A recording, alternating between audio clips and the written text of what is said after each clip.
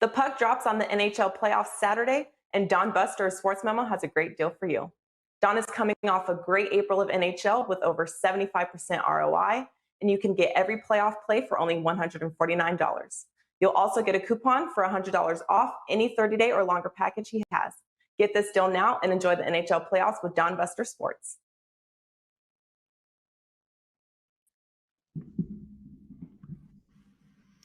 Wow is all I have to really say, guys, for this weekend of the NHL playoffs. They lived up to the hype, lived up to the expectations. It was an unbelievable kickoff here to the NHL playoffs. Carm, what were your opening thoughts, man?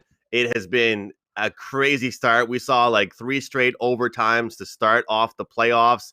Some quality games, a few underdogs, a few dogs were barking.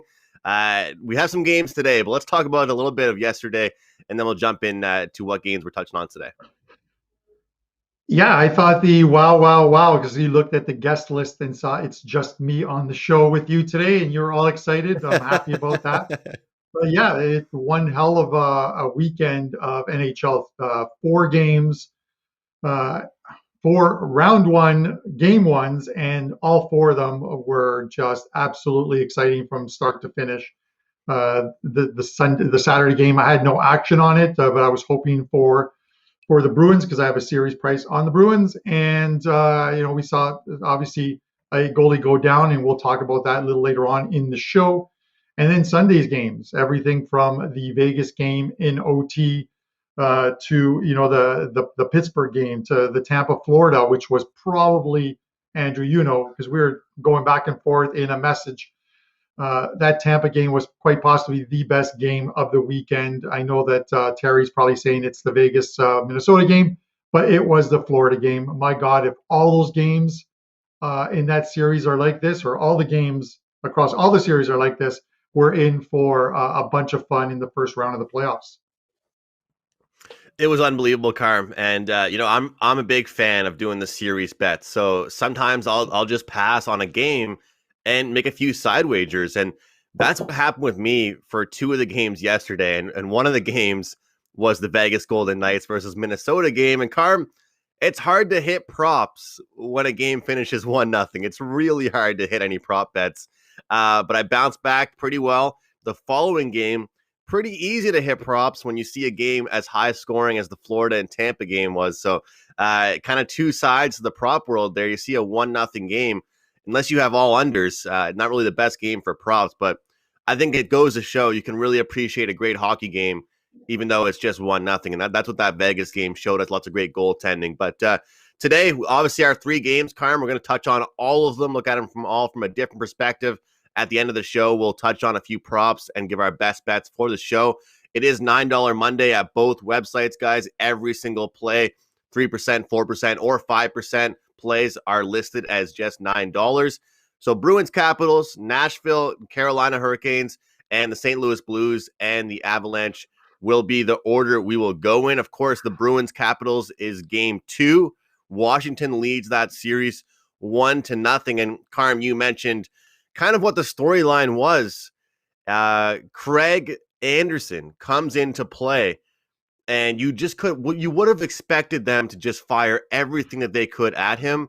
And to me, a Bruins reporter that I know, Jimmy Murphy, he asked a question to Jake DeBrusk, and he said to him, did you guys kind of let this game get away from you? Did you kind of miss an opportunity to lay some shots on him, and you might not have done that as much? And he didn't really like that question too much, Carm. He kind of gave him a cheeky answer back. He's like, what do you mean? Like, we obviously tried to win the game, but you have to look at the goals the Capitals scored off a leg, off a skate, tough angle.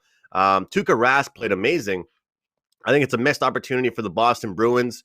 It's also notable that Kuznetsov potentially off the COVID protocol. Also Samsonov potentially lifted off that COVID protocol today, Carm. So tough game for the Bruins. A lot of production from them as far as shooting and scoring chances, but it didn't really reflect on the score sheet. Yeah. And just before I go into this, Andrew, I just want to backtrack one quick sec with the weekend games, especially that Tampa Bay game. because you and I will do the same thing throughout the NHL playoffs, which is probably a good reason to have the NHL playoff package, is there's going to be some live in-game bets. We can't obviously sell those plays because there's just not enough time. But I told you I was loading a play a couple minutes before the second period was over in the Tampa, Florida game to take the third period over 1.75 goals, which is that split line, and that soared over the total. If you have those packages, you're going to get that email with the play even before the third period is over or second period starts. The third period before the second period is over and the third period starts, so you can get that wager in. But heading to this game here, goaltending is an issue. You look at it. Listen, Vanecek went down, which is terrible. He's not going to be back at least for tonight's game. And then you look at what they have left, and yes, I get Anderson has been a good goalie in the past, but I'm not sure that he's your goalie you want in this series, sort of moving forward. And you mentioned Samsonov. Samsonov came off the COVID protocol list on Saturday. He did practice with the team on Sunday, where Vanecek obviously didn't. So he's gotten at least one practice in. Samsonov has, but he hasn't played in 2 weeks, Andrew. 14, I think, plus days since he last faced a game, and now you're stepping in and playing a team who's coming in off of a loss in game one and who likely will play a much better first period and get pucks at the net. So if Samsonov's in net and he's not sharp, we're going to find out in that first period. And to your point of, did they lose an opportunity? I think they did. I think it's a great question to ask, because what I saw in that game with Anderson in net is the exact same thing. And I'm not comparing Anderson to a Zamboni goalie, but if you remember that game where Carolina was forced to bring in a Zamboni goalie, they literally shut down their blue line and allowed as few shots as possible on goal.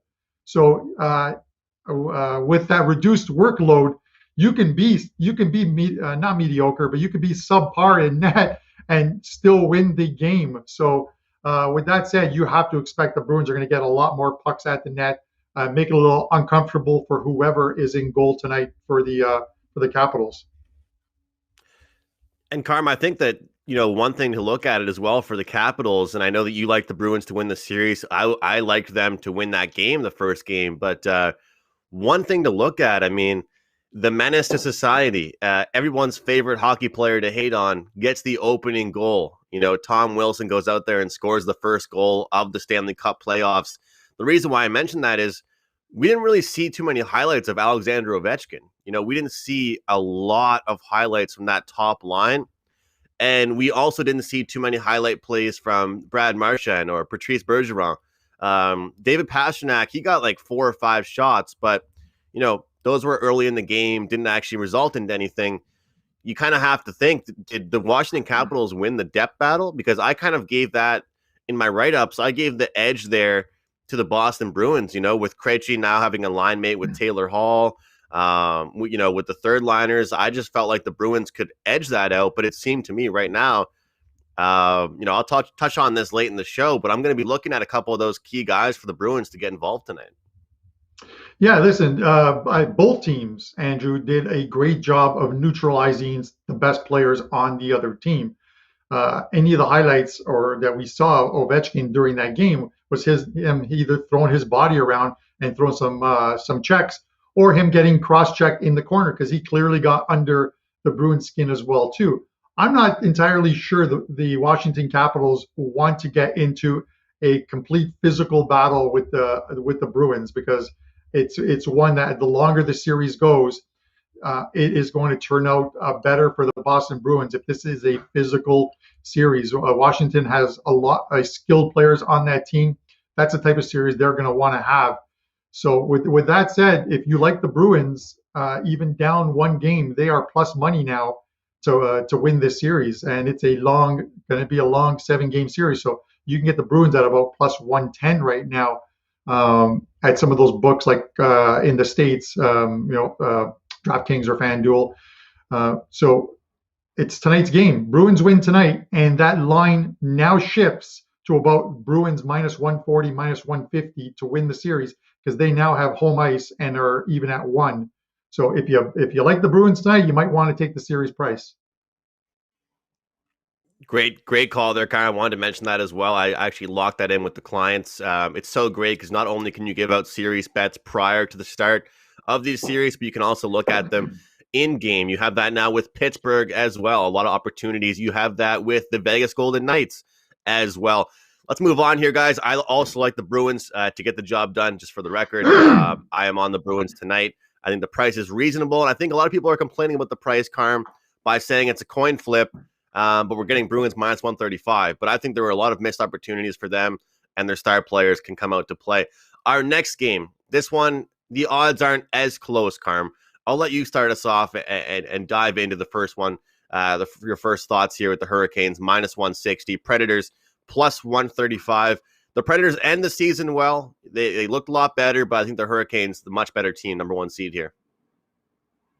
Yeah, this is one I'm looking forward to as well. To this, obviously, we have futures bets on the Carolina Hurricanes to win the Stanley Cups. So it all starts here. Listen, it's been a week since these two teams closed out the regular season in a couple games where Nashville needed to get some wins. Carolina had already locked up top spot in that division, so they were obviously one-sided Nashville's way, but Carolina won the first 6 in that series, including all 4 at home by a 15 to 5 margin. They're the number 1 team at home in this division. But with that said, let's always preface it with one thing, and that is you can look at it that Nashville could take the approach of maybe Columbus a couple of years back. They're playing with free money. They're coming into the playoffs where halfway through the season, nobody thought they would be here. They're coming into the playoffs against the number 1 team in the division. And while they don't have Tortorella to tell them in the dressing room that they are underdogs and to play that underdog role, that's what they are here, clearly. Can Saros pick it up? Saros hasn't played because Pecorine played that final home game, as we know. So it's been, 8-9 days since Saros started in goal. And he was just absolutely stood on his head, Andrew, as you know, during the run out to the last, 3 weeks, month of the season, where they put the run on that got him into 4th place and into the playoffs. With that said, I still like the Canes. I think, if nothing else, some of these upset losses that we saw in the weekend can sometimes send shockwaves through the rest of the NHL and tell teams, listen, we need to be on alert in game 1, because game 1 is normally the game where the dog plays quite possibly their best game. We saw it with the Islanders. We saw it with Tampa Bay. While they weren't dogs, they're still on the road. And the Bruins, unfortunately, played their a great game but didn't get it done. Minnesota Wild against Vegas gets it done. So that game 1 with road teams is one where if they have a chance to win the series, Andrew, they're gonna try and get it done in game 1. So with that said, I still like the Hurricanes here. I just think they're a complete team. Let's see if they can pick up their game 1 of the playoffs, where they played most of their regular season, with the exception of those final 2 games. I think it's a really good point you mentioned, Carm, about kind of like sending a shockwave to other teams, because I'm sure that's definitely a thing. No matter what level of sports you're at, but especially this level here, you have to know that they notice what happened in those other games.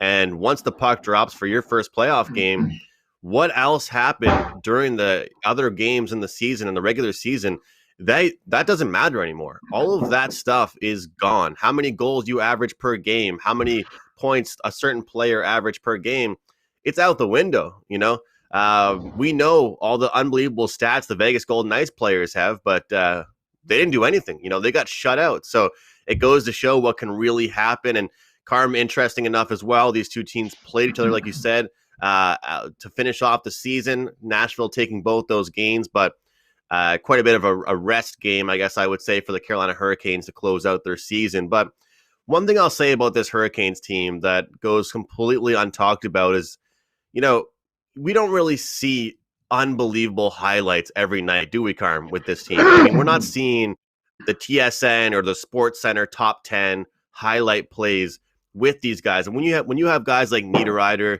Sebastian Aho, Svechnikov, Jordan Stahl, those aren't your household names. Those aren't the names that your son is going to beg you to go out and buy him a jersey for. No offense to those guys, honestly. No offense to those guys. But to me, that's what's going to help you build a roster and shape your team when you have three lines of steady, rock solid guys that can play two-way hockey.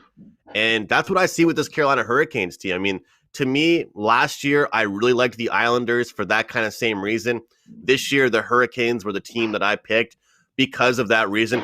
I look at these three lines. I look at Fast, Nikas, Trocheck, all of these guys that aren't your household names. They can take care of the puck on both ends. And Carm, we're seeing some 5.5s. We're also seeing some 5s. I'm curious where your mindset is here. I know the Nashville Predators scored some goals down the stretch, but you mentioned Saros, you mentioned Rene. They got hot to close the season out. I can't go anywhere but under. I feel like Carolina is more than comfortable getting a lead and protecting it. Yeah, Andrew, I tend to agree with you. There's two ways to look at this. When you look at, I wanted to say there's two ways to look at it, and I have, but with the correlation, you think that if the Preds are going to win this game, it's going to be a low-scoring game where Saros stands on his head, so Preds in the under. But I will also say that this is a Carolina team that, and it's likely going to be Mrazek in net tonight.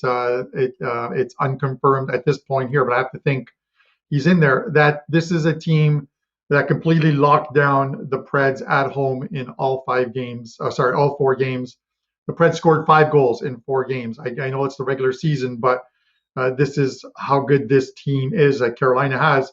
So they can also win games 4-1, 3-1 type games that they're in complete control throughout.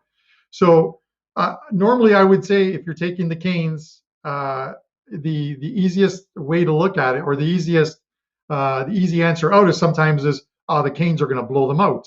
That's not necessarily the case. So you can't say Canes in the over, because this is how books make money off of squares who only want to bet favorites and overs. It's something that people get killed on in the NFL each and every year. So with that said, I'm still going. I still like the Canes here to the total. I'm looking at the under. I think we get 2 very good goalies, and you just look at some of the games, with the exception of that Florida game, all low-scoring games. That Vegas game, 2 teams that can score, and it's 0-0 at the end of 3. Andrew, like you look at the Flyers and the Pittsburgh and the Islanders. Sorry, I'm all over the page on as far as games. Pittsburgh and the Islanders, 2 teams that you thought were going to be low-scoring games, and somehow the Isles score goals. Sometimes there's no rhyme and reason to it, but the games where you might expect the goals, you're not going to get them. And I think this is one of the ones you're not going to get the goals in this game. I doubt it anyways. I'm expecting another goaltending performance, just like you are. It's going to be a great game to watch as far as goaltending goes, and they're both going to have to be great for their teams. And I wanted to run one thing by you real quick, Carmine. I know we have one more game to get to, and then a couple other things, but I wanted to ask you your thoughts on the plus 1.5 wager, laying the puck and a half, or getting the puck and a half, I should say, because I was never a fan of this in baseball. I think it's horrible to do plus 1.5. You're going to hit that dog at a plus price more often than not, and you're not going to betting on a team to lose by 1, right? But for all of you guys out there, things change. I bet props differently. I bet sides differently in the playoffs. I bet totals differently. I got to ask you, Carm, do you ever look at this yesterday, 4-0 for the plus 1.5? Sometimes you're going to get a price that is actually reasonable. You can get a plus 1.5 at minus 120. Look at Minnesota yesterday, won the game, and you could have gotten a puck and a half with them so that if you would have only lost by 1, you would have came out victorious. Happened 4 times yesterday, including that Calgary-Vancouver game. Do you have any thoughts on that, Carm? Yeah, come playoff time, Andrew, the plus 1.5, I would never play the plus 1.5. I'll tell you right now, I'll never play it during the regular season. I'm Me more either. likely to take the -1.5. But we were 75 seconds away from all 4 games going to overtime this past weekend. 3 of the 4 did, and Tampa got a goal with a minute 14 left in the third period, or that one is going to OT as well too. These are going to be some very good series. Do I think any of the games could go to overtime tonight? Of course they could. This Bruins Washington game, we expected to be a tight one. Who knows what's going to happen with the goaltending? But just because you're going to a backup or the third goalie, which the third goalie is really Craig Anderson, it doesn't mean that it's going to be a lopsided Bruins victory. Again, that is I think that's a negative way of looking at games long term. The Colorado one, I don't know what's going to happen in this one. Colorado, we're going to talk about that in a second. But again,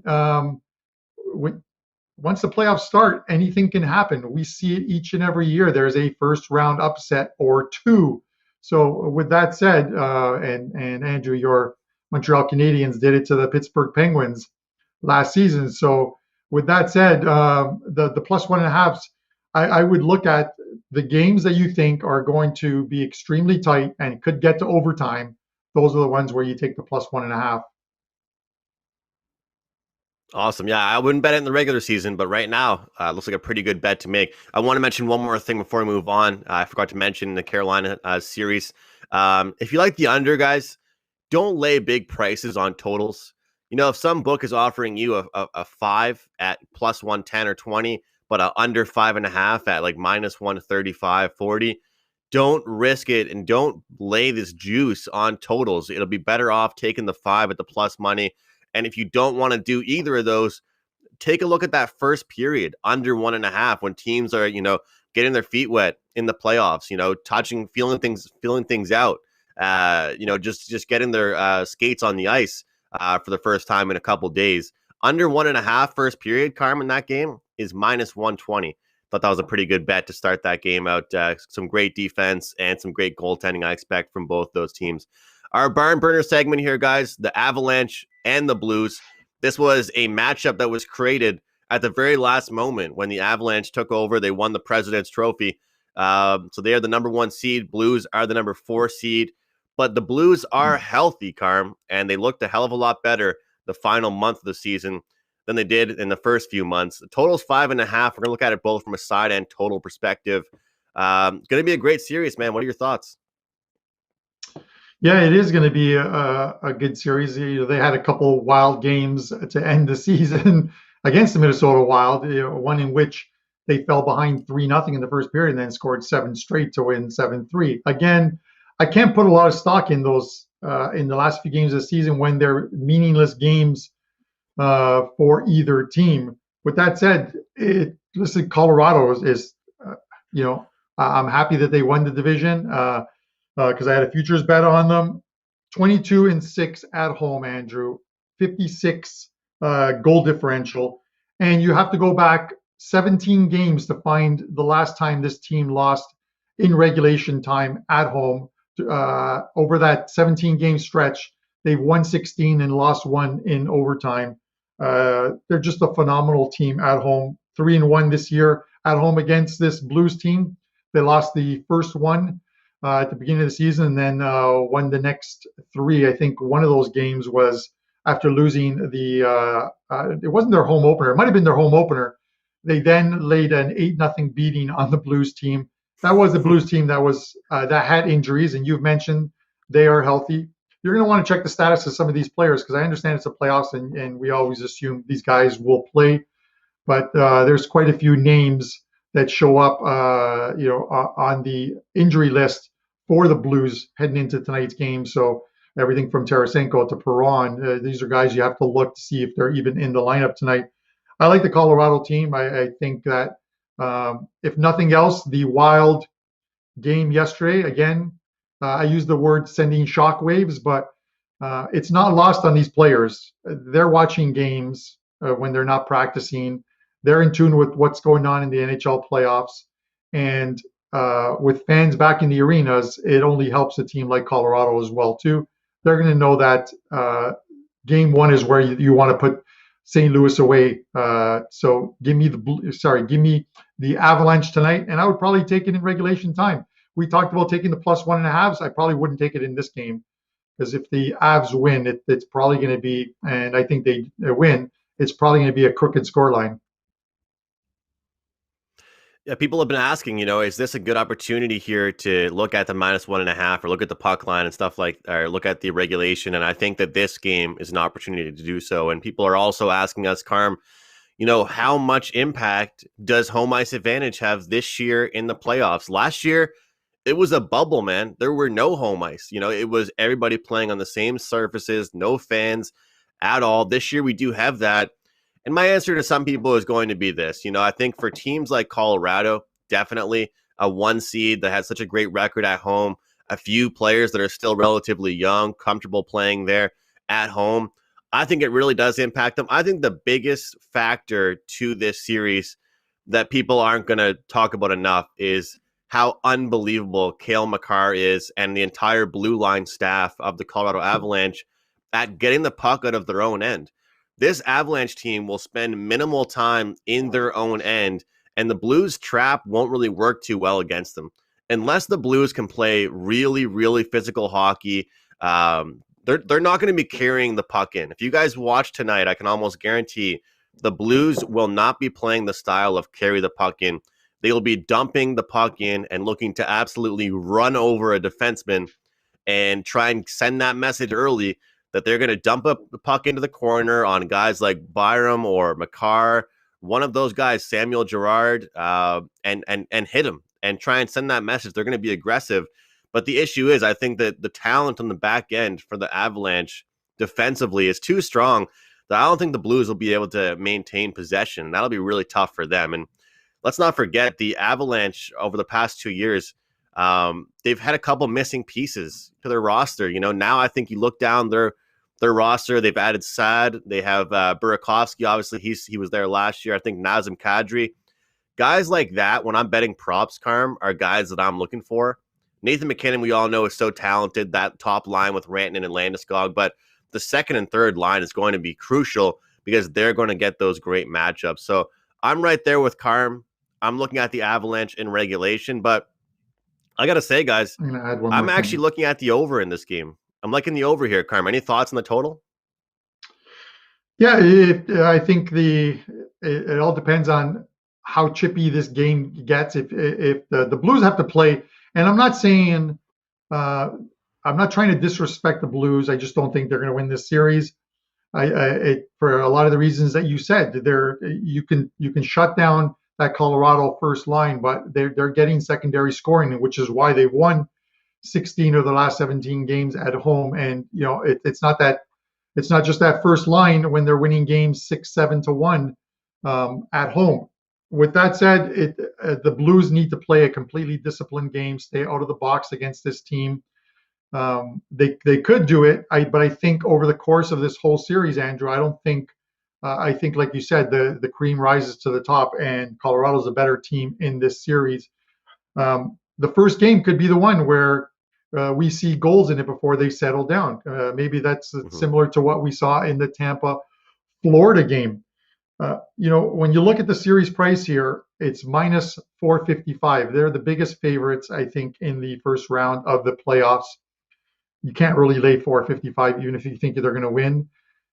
Some books out there have a spread on the series. You could take Colorado -1.5 games, -195, which is still juice, but a much better price. And Colorado cashes your ticket if they win this series in 4, 5, or 6 games. If they go 7 or they lose a series, you lose that bet. But that is not a bad price for a series favorite who's -455 right now. And just to circle back one last time, Andrew, I've got to give you kudos, not just on this game, because you're talking about adding players and missing pieces.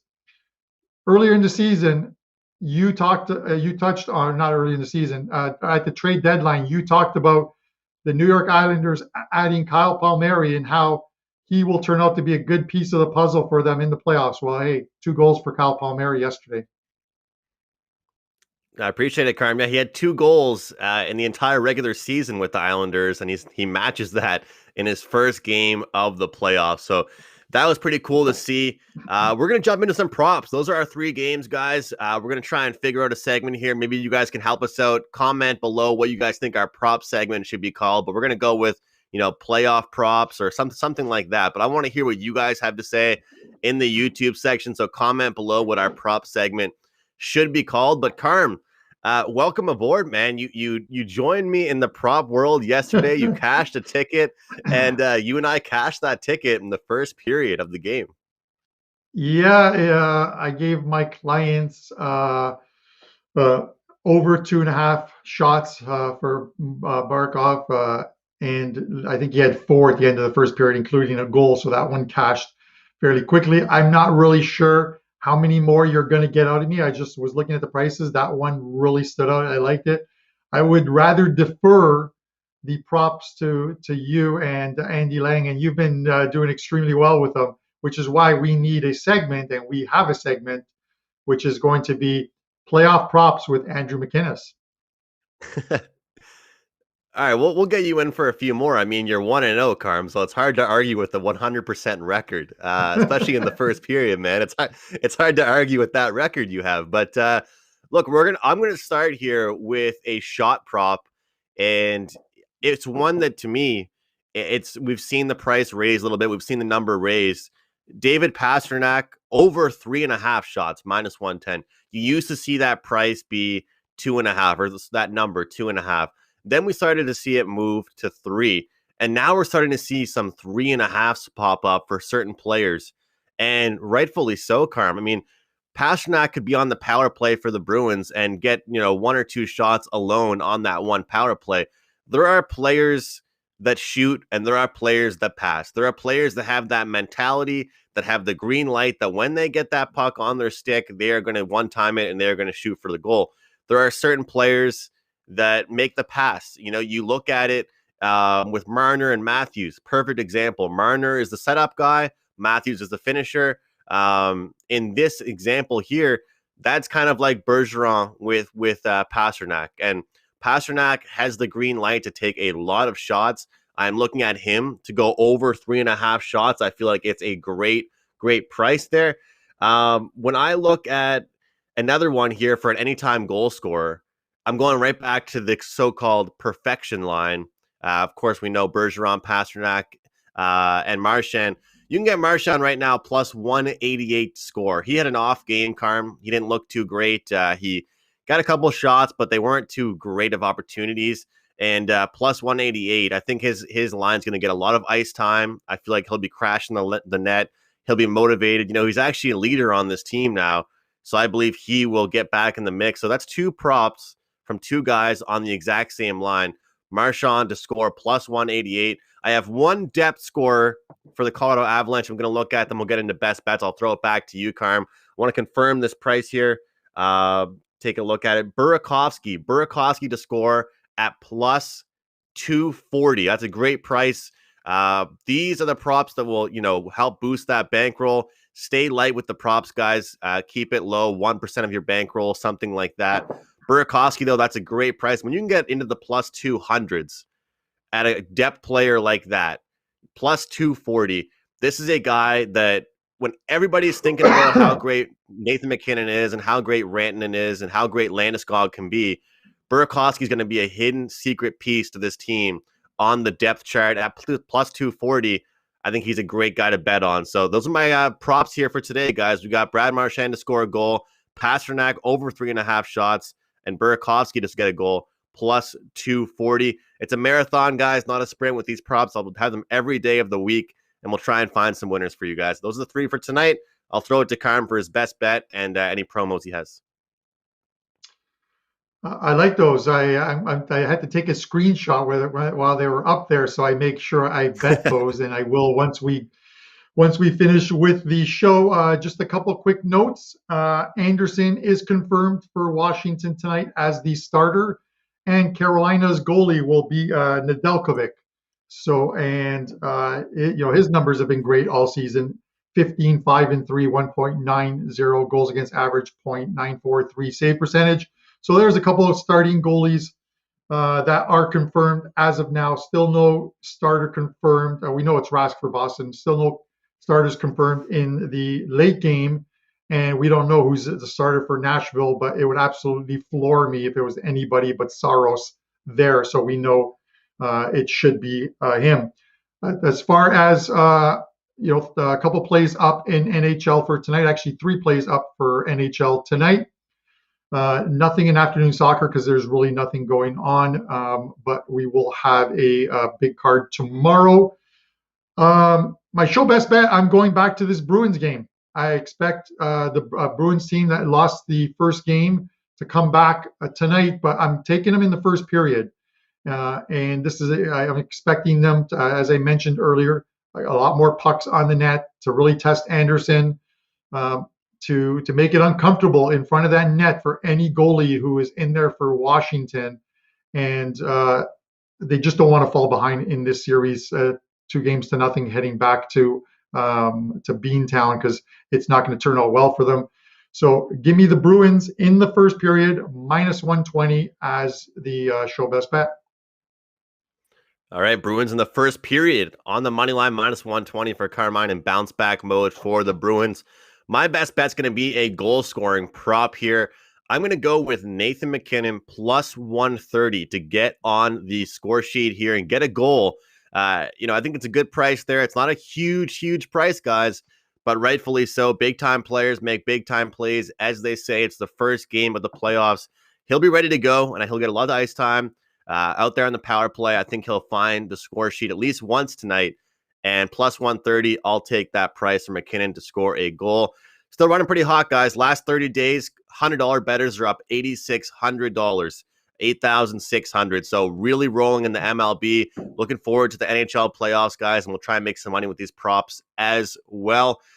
Fun talking hockey with you, Carm. Always fun jumping on Puck Time. You can find the best bets on the screen. Bruins in the first period for Carmine, -120.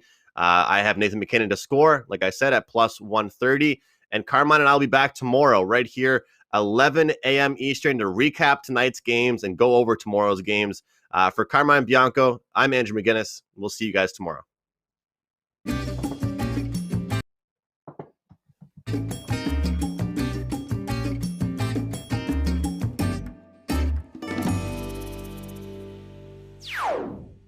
Each and every Monday is $9 Monday at WagerTalk.com. All daily picks packages are priced at only $9, including $40 5% best bets. As an added bonus, all new users will receive $25 in wager bucks credited to their accounts, available for immediate use after their initial $9 Monday purchase. So make sure to take advantage of $9 Mondays at WagerTalk.com.